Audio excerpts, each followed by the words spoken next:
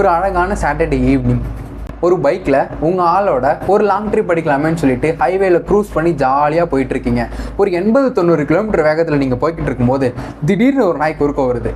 இந்த கௌசிக் வந்தா நீங்கள் இந்த சமயத்தில் பைக் ஆஃப் ஆகாமல் உங்கள் கண்ட்ரோல்லே இருக்கணும்னா பிரேக்கை மட்டும் பிடிப்பீங்களா, இல்லை கிளச்சையும் சேர்த்து அது கூட பிடிச்சிருப்பீங்களா? ஃபார் எக்ஸாம்பிள் ஒரு தேர்ட் கியரில் 20ல் தான் போயிட்டு இருக்கீங்க அப்படின்ற பட்சத்தில் பிரேக் அடிக்க போறீங்கன்னா ஜஸ்ட் உங்கள் பிரேக்கை மட்டும் பிடிக்காதீங்க. இங்கே உங்கள் கியர் தேர்டில் இருக்கும், பட் உங்கள் ஸ்பீட் 20க்கு கீழே 15-10 கொஞ்சம் கொஞ்சமாக குறைஞ்சிக்கிட்டு இருக்கும்போது பைக்கோட ஆர்பிஎம் அங்கே டக் டக் டக்குன்னு அடிக்க ஆரம்பிக்கும். இன்ஜினில் ஒரு ஸ்டால் ஏற்படக்கூடாதுன்னு நினச்சிங்கன்னா கிளச்சை பிடிங்க.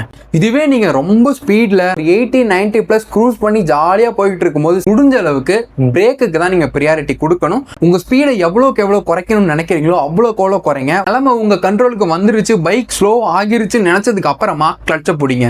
ஏன்னா ஹை ஸ்பீட்ஸில் நீங்கள் போய்கிட்டு இருக்கும்போது பிரேக்கிங்கில் கிளச்சை பிடிச்சிட்டிங்கன்னா பிரேக்கிங் சுத்தமாக ஒர்க் ஆகாது.